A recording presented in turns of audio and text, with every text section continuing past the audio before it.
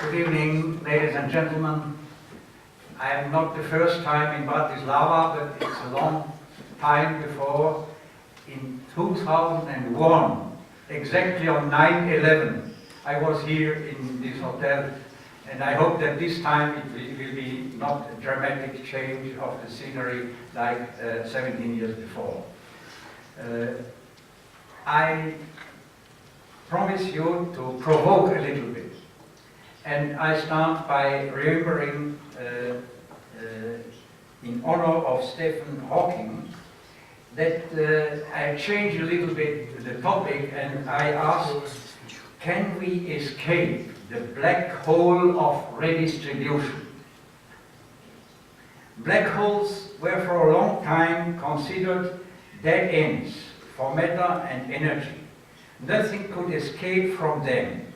Then came Stephen Hawking and showed that there is hope of escaping a black hole through what he is called today Hawking radiation. A welfare state is a social system in which the government assumes responsibility for the well-being of citizens by providing people with resources such as housing, healthcare, education, and employment. The redistribution necessitated by the modern welfare states resembles a black hole. It consumes increasingly more matter and wastes people's energy that could be more useful elsewhere.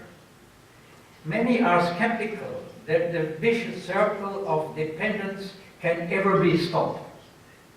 I'll try to show today that it is indeed possible to escape the black hole of redistribution, just like Hawking's radiation. However, the process will be, unfortunately, relatively slow.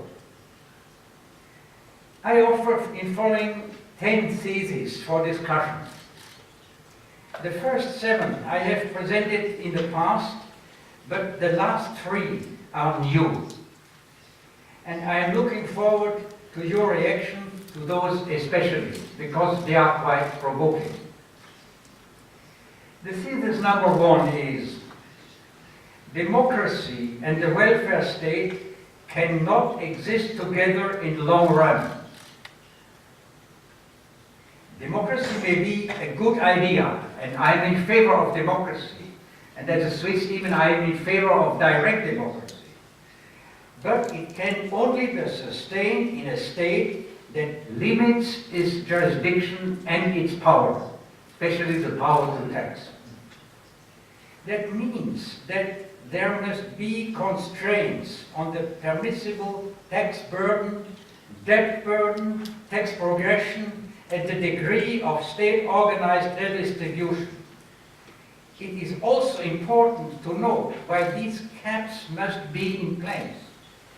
They do not merely flow from some ideology or party politics, nor are they there purely for financial reasons.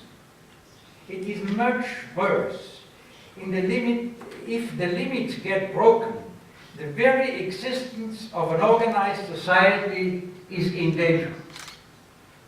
An organized society should be based on mutual trust and consensus, and not on coercion and control. The welfare state is not just too expensive or unaffordable. It actually leads to a complete collapse of the political and social fabric. If we want to preserve the rule of law, welfare state must be dismantled and rebuilt, not destroyed. The trouble is that such orderly withdrawal is very difficult to obtain democratically, especially if the majority of voters are in the receiving group. It is the case in this country and also the case in Switzerland. It's almost a catch-22 situation. For democracy to survive in the long run, welfare state must be dismantled. But democracy makes this difficult. I will show in my last three theses that when you reach a dead-end situation, the only way forward is to go back, at least for one or two steps, and to find a better way out of the trap. Thesis number 2. A redistributor of wealth, the state, can never be fair or just. People often consider the state to be a bulwark of justice. They expect the state to be just to all his citizens and treat them completely equally. Well, perhaps in the fields of public order and of the judiciary, this may be a reasonable expectation. But in all other areas, when a politician promises to be just with these gifts, it leads to a cycle of never-ending dissatisfaction, which fuels never-ending stream of more demands and more expectations. A vicious circle of disappointment and of frustration. In the end, the process kills any confidence in the state as a bulwark of public order. The promise of distributive justice can never be fulfilled. Fiscally speaking, it will always turn sooner or later into a black hole. This is number 3. In the long run, redistribution reduces the standard of living, is environmentally unfriendly, and even anti-social. How can I say that redistribution reduces the standard of living? After all, when the state takes away from the rich and gives to the poor, the purchasing power of the poor will increase. That's assuming, of course, that I can actually identify the real poor. But that's another story. The general use of resources can even increase disproportionately more, because the redistributed funds send false signals.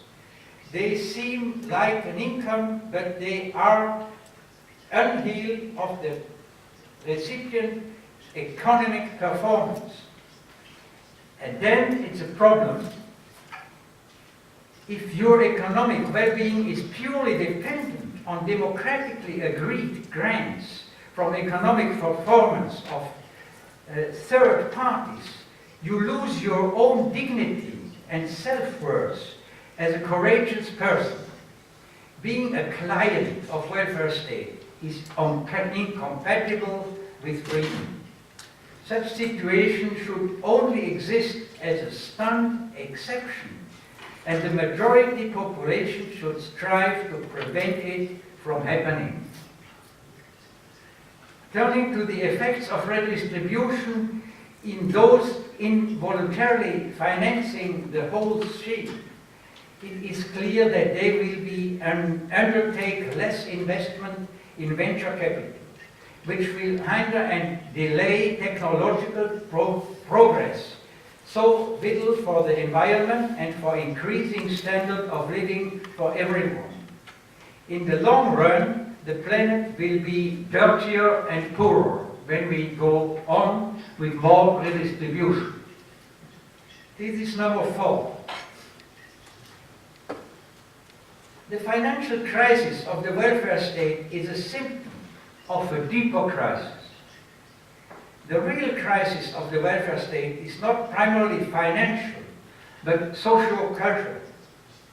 It is in crisis of total exhaustion from political promises that can no longer be fulfilled. So many tasks have been delegated to the state in the vain hope that maybe one day in the future it will be able to fulfill them all.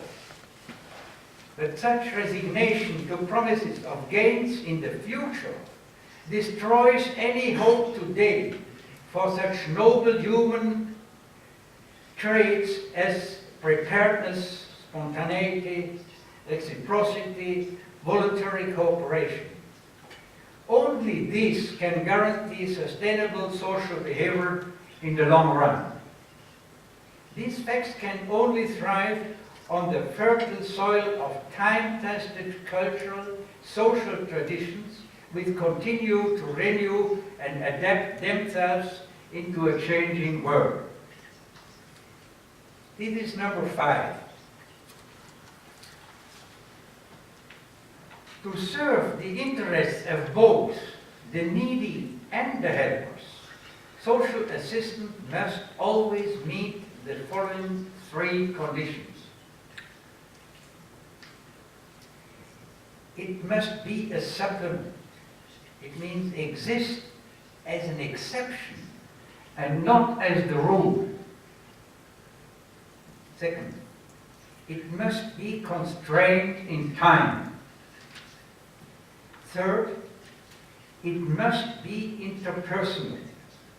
Exist as a relationship between 2 actual human beings, perhaps under the auspices of non-central local forms of helping organizations.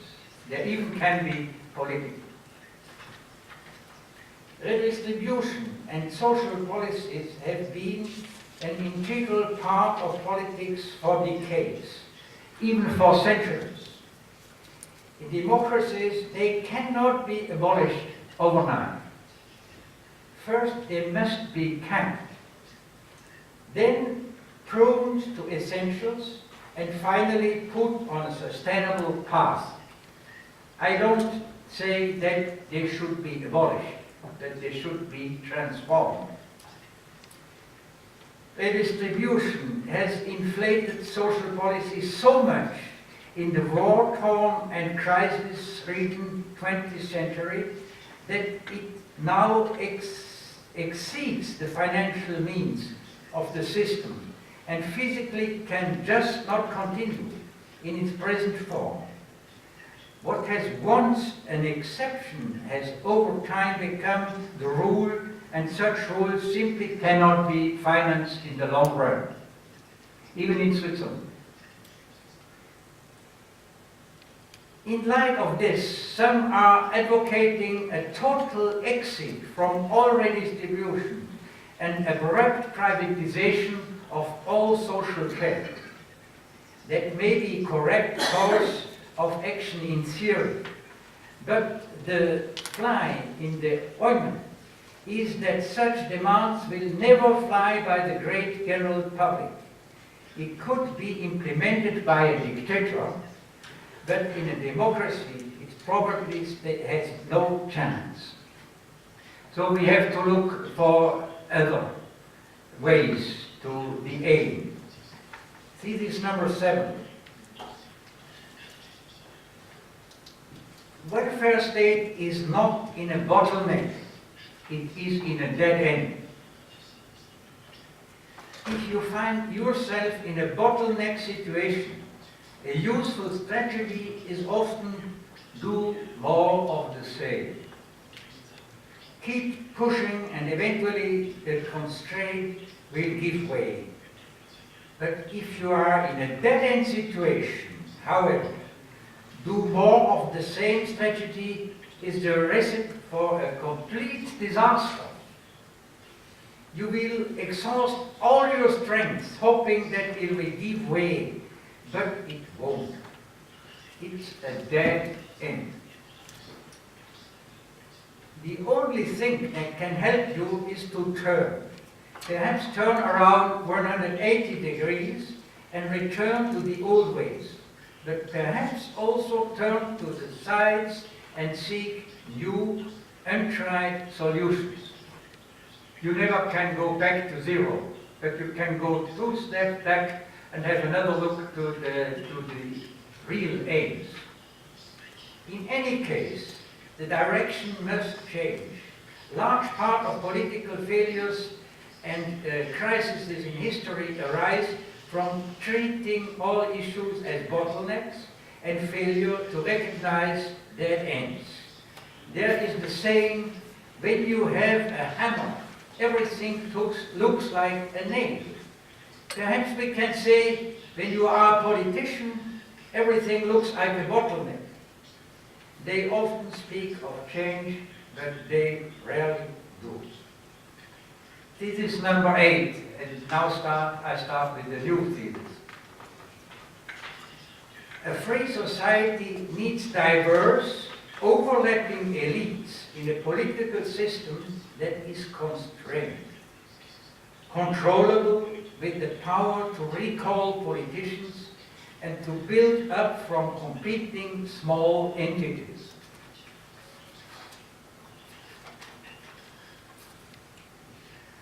One should be careful with the term elite, originally meaning selected.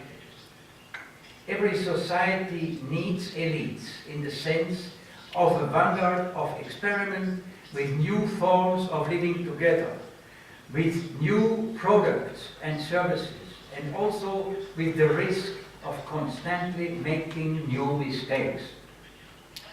Technology is nature experimenting with humans. Politics is humans experimenting with humans. In such experiments, humans must not feel as victims of themselves. They must place the role of discoverers, inventors, and lifelong entrepreneurs. They must have the courage to keep actively influencing the course of the world. Yet they must not become too presumptuous and overconfident. Such individuals belong to the real elite. The smaller the experiment, the greater the chance of success which can be copied, and the smaller the risk of failure with large number of victims. Yes, it's true that even failed experiments can serve as teachable moments, perhaps even more so than the successful. But the size of the experiment must always keep the number of victims low. True liberals should always use the term elite in the plural. And perhaps in the realm of politics, the term should not be used at all, which may be a paradox since there's where the modern use of the word came from politics.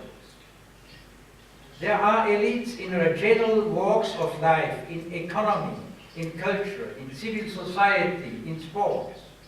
But in politics, politicians' competencies should be fundamentally curved, and the actual individuals must be exchangeable if they do not their job. That's the great advantage of democracy, according to the philosopher Karl Popper. The task of politics is not to be creative and innovative, but to protect optimally the rights and freedoms and property of citizens, and to keep down government expenditures and taxes. This is number 9.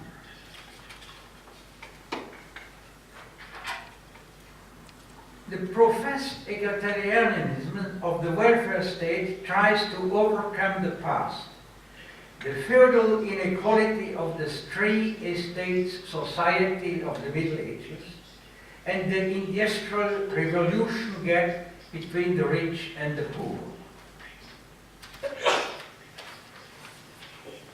Neo-Marxists are not being the first to propose that modernity is an attempt to overcome the ancient and medieval three-estate society and the class divisions of the industrial age.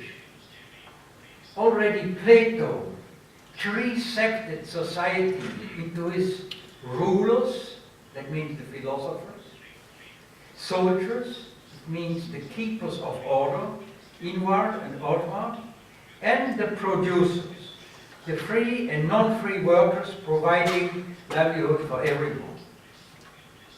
Such division is in fact even more nuanced than the dialectical juxtaposition between the leaders on one side and the followers or in the other side.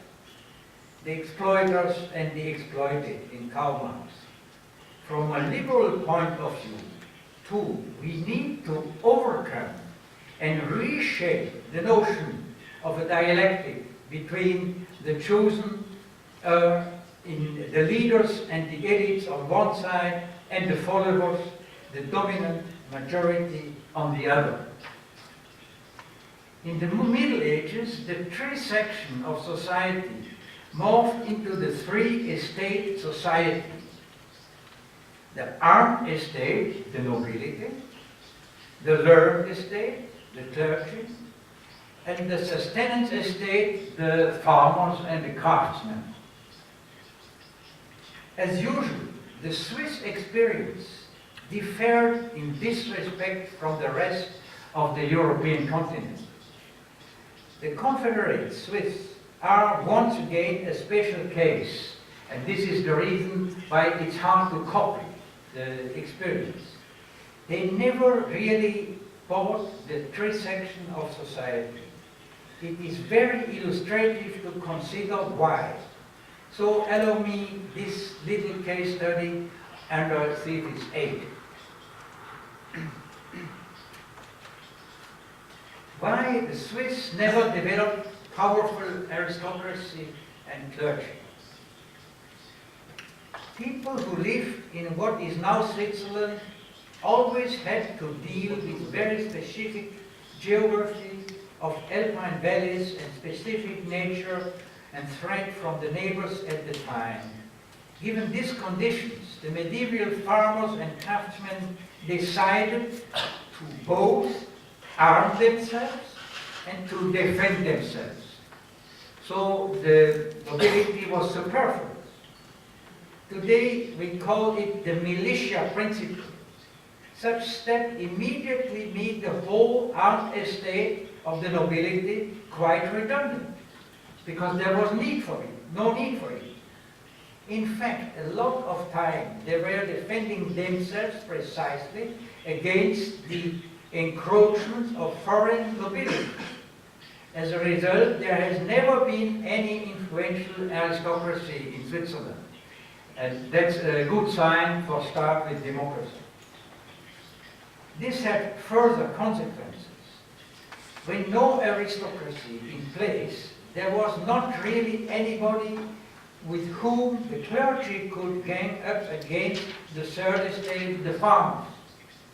Meanwhile, in the rest of Europe, the higher clerical circles were usually descended from the nobility, and they were linked together because they were from the same family. They represented their interests. At the very least, of clergy defended the whole social structure of three estates quite religiously. It is quite symbolic that this day, the most popular card game in Switzerland is one that only the Swiss could have invented. It's called Jas. It loosely comes from Jack card, the Jas. Jack the farmer, the card trumps the king card. Another quite characteristically Swiss undertaking is Heinrich Pestalotz's attempt in his investigations to diagnose the various states of a person through the lens of the three estates. Human beings do not specialize in being one of the three, but to Pestalozzi, each human being is at the same time an animal, Homo economicus, a citizen, a Homo politicus, and God's child, Homo religiosus. And there is no division of labor between these three functions. The task of education is then to train head, heart, and hand in such a way that no dominant estate emerges. He strives to build independent individuals who may be quite unequal from one another, but who are all equally legitimate, coordinating their activities with each other without inherited or politically established hierarchies. The old estate-based society can thus be overcome if all three estates are integrated within the autonomous individual. This process also forms the basis of the militia principle, according to which politics is not delegated to a specialized professional group. No political class exists. Everybody is a little bit of a politician. And even in the parliament, it's no full-time politicians. They all have another profession where they have to prove that they are able to earn their own life without political system. Now, even in Switzerland, nobody knows who is the actual president, because there is kind of a rotation principle. It changes every year. So if you ask the people who is president of Switzerland, they say, "Oh, I don't remember exactly, maybe this one or this one," but it's not so important because it will change next year. And I like to live in a country where the people don't know who is the president. This is number 10. The welfare state is gradually bringing about a new tree section of society, which is led over the ideological fabric of political parties. Modern redistribution seems to me to be imposing on a new three-class society based on the triangle of redistribution. We have the burden bearers, the rich and the efficient. They are the taxpayers, the net taxpayers. Of course, everybody is taxpayers, but I call this the real taxpayers who pay more than they receive. It's maybe 20% of the population. Then second, the beneficiaries. I call it a little bit sloppy, tax eaters. They also pay taxes, but in fact they take more than they pay, really. I personally am also a tax eater because I never paid for the whole education, I never paid for the whole cancer service. So I am in this sector, but I don't vote like the people here. Tax eaters, maybe 40% of the population all over Europe. Then the third, it's bureaucracy, becoming bigger and ever more powerful, eventually consuming itself a considerable part of the redistributed budget. It's the professional redistributors, and it's maybe almost about 40%, but it's the whole educational service, the whole medical service, and so on. So I think it must be about 40%. Now, when you add the 40% of the second and the 40% of the third, then you have 80% in favor of more state and more taxation all over in all countries who start with redistribution. And that means that it's very hard to change. I consider it my duty to point out that this new three-tier society is also not sustainable. Sooner or later, it is going to fail for the same reasons as the medieval three-estate society. It will run out of consensus and run out of money, or both. Who would be the true elites in this new division? Well, those do not fit in. It's the creative dissidents and the spontaneously helpful people who defend themselves against the wave of this new form of estate-based society. Such people form an economic and social cultural entrepreneurship milieu, especially young people, the victims of redistribution and of indebtedness. They demand not only a significant different politics, but above all, less politics and less state. Today, however, these groups are thwarted by the bureaucratic redistribution machinery and also by media power, which is so often goes hand in hand with the state power. Both groups cannot allow these true elites to disturb the mainstream. This is the most serious and the most underestimated problem in the state of the bureaucratic social industry. Destroys private goodwill and private care by making them redundant. This is the worst of all evils. People are gradually weaned off their humanity and creativity. So how does redistribution affect my proposed new 3 estates? Well, it may sound paradoxical, but forced redistribution hurts least the highly taxed, the net contributors of redistribution. This is because it would take a lot of redistribution expropriation, probably more than half of the income, to stop them being economically active, saving and investing. Many of these burden bearers become even more productive than they are with high taxation.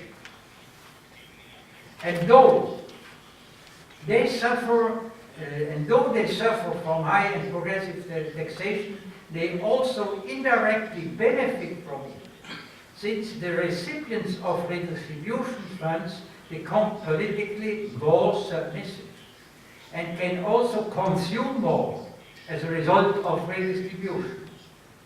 To the evident fact that burden bearers are often the producers and service providers, redistribution can actually be good news for many of them.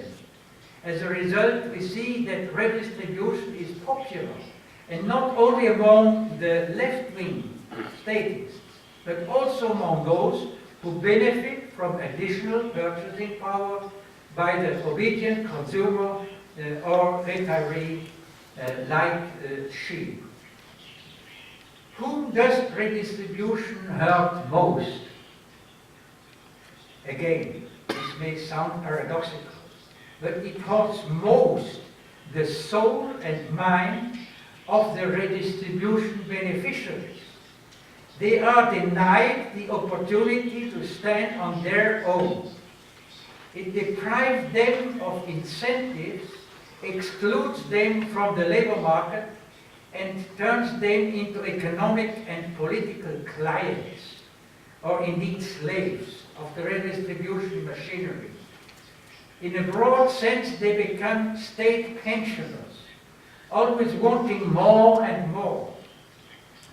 But pensioners will never make a revolution. If we want to bring about change, we need to end the maze of labor market regulations, licenses, and set wage structures.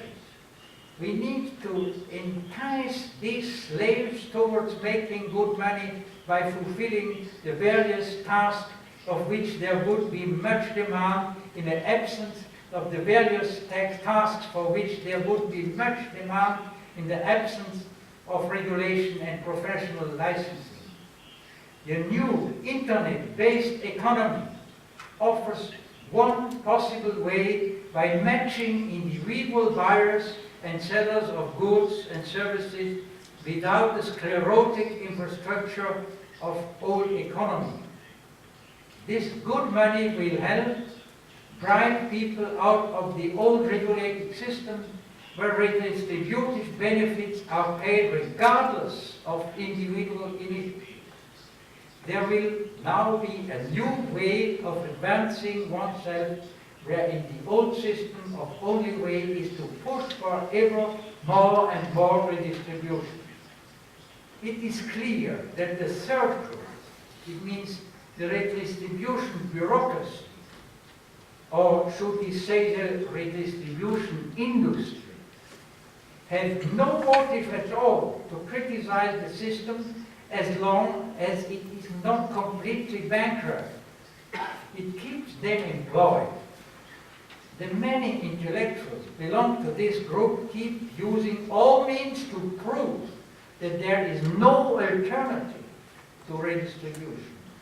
They hope to postpone the death of this unsustainable, flawed system by increasing debt. Though monetary policy tricks or by shifting the burden onto the next generation. What is a big mistake. Since they are paid directly or indirectly by the state, they are also beneficiaries of the welfare state, and therefore they constantly also demand more funds and more state and more taxes. Various redistribution officials serve at the same time as dispensers and supervisors of redistribution. The age-old question, who supervises the supervisor, is practically appropriate here. And in the same way, we also need to ask, who puts the brakes on the appointed breakers who are in a way interested in breaking? In no way interested in breaking. The image of a black hole comes into mind again. So what can we do about it? We probably cannot terminate redistribution abruptly. That's an illusion. The system so far has already sufficiently corrupted interpersonal and intra-family helpfulness, and at a certain end could be quite a catastrophe. Instead, let us first start restricting the number of those who are dependent. Let our motto be, we want to continue to help as a political community, but only to those who really need it. We will not let them down, but the really needy never make the majority of people. A practical rule of thumb for social policy could be as follows. Social assistance becomes a black hole when more than 10% of the population are treated as social cases. It means when poverty status is no longer really an exception, but the rule. At present, more than half of the voting population is financially dependent on the state. In such situation, the majority principle in a democracy becomes politically corrupt. And when individuals are both beneficiaries and burden bearers at the same time, financial breaks break down. Too much redistribution ultimately destroys the majority principle and will also probably democracy. So if we want to save democracy, we have to reduce redistribution. So what do we conclude? Being charitable means that I use my own resources to help others. Being welfare state means first I forcibly take away someone's money, and then I do, or at least I try to do something good with other people's money and keep some of the money for myself, for surely such service must be done professionally and not out of the warmth of my heart. That, ladies and gentlemen, is the very opposite of charity. That is kleptocracy and state-funded social industry. In the long run, the so-called welfare state destroys both the welfare and the state. It displaces spontaneous and private entrepreneurship, helpfulness in the community. This is the converse of the Judeo-Christian concept of charity. But every cloud has a silver lining, and so does this one. Fortunately, this concept of charity will never be completely eradicated, because being charitable, even in the middle of the destructive welfare state, brings to the practitioners at least immaterial benefits, it is not true that charity is the opposite of rational economic behavior. In the long run, the homo economicus cultivatus will be the winner on the winner side, and a society based on mutual consent will be more successful than a society based on coercive redistribution. Uncharitable homo economicus addicted to redistribution is a dead end. It's time to look around for alternatives instead of pushing on. I want to conclude with a famous prayer. It's the famous prayer written by an American theologian called Reinhold Niebuhr. Sometimes it's called the Serenity Prayer. Maybe you know it. God, grant me the serenity to accept the things I cannot change. Courage to change the things I can, and wisdom to know the difference. If we change it to bottlenecks and dead ends, the prayer should read as follows. God, give me the energy to fight with more perseverance in bottleneck situations, courage to turn around in dead ends, and the wisdom to know the difference. Thank you for your attention.